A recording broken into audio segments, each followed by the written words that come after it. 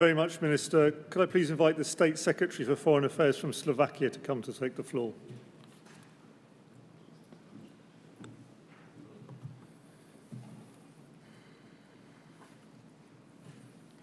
Thank you, dear Prime Minister, Foreign Secretary. Although I did wake up today at 4 o'clock in the morning, I couldn't make it on time. So I apologize for that, but I did use the opportunity to watch online your introductory remarks.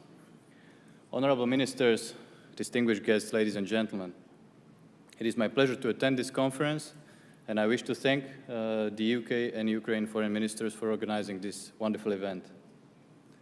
In the spirit of good neighborhood, for many years, my country has developed deep and friendly relations with Ukrainian people and has been helping Ukraine on its European path of political association and economic integration.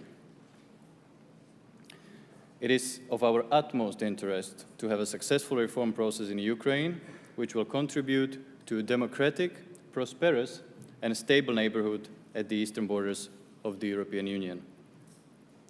Relations between Ukraine and the EU are shaped through the European neighborhood policy. As a member state, Slovakia has been supporting EU steps to build closer ties with Ukraine. We support gradual economic integration and deepening of political cooperation.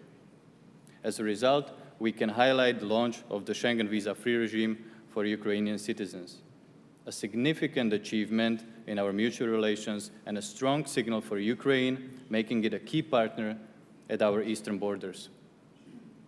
For Ukraine to become a European success story, political unity of Ukrainian authorities coupled with a strong commitment to reforms are of utmost importance. During the winter between 2013 and 2014, the people of Ukraine demanded major changes in their country. They asked for reforms which are crucial for Ukrainians' stable future.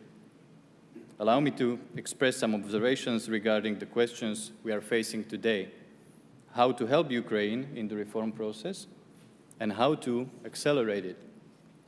The best reply would be, first, a strong commitment to reform coming from the entire political spectrum.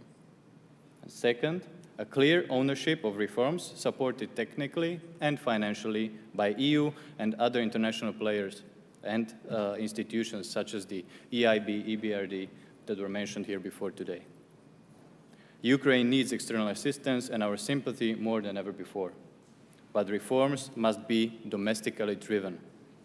Since the signature of the EU Association Agreement in 2014, Ukraine has indeed made progress in the adoption and implementation of reforms. Let me just mention the judicial sector, where steps were made to move towards an independent and effective judiciary. And I do believe the Association Agreement is the way forward for Ukraine.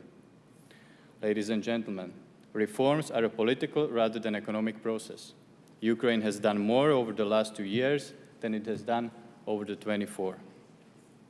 I want to stress that my country will be consistent in its support to Ukraine and its people on the path of becoming closer to the European Union. And I would like to end more on a personal note, and I have to say that since I have become into this office last year, the first way abroad, my first foreign visit was Ukraine, the town of Vinica, where I believe you know very well, Mr. Prime Minister, and it was an initiative of the V4 countries to support Ukraine on many different areas and sectors, and this one was related to small and medium enterprises. It was a very successful project of the V4, and I'm sure we'll be able to continue in this initiative in the future. To conclude, let me wish Ukraine the very best success in the reform process, and once again, thank you.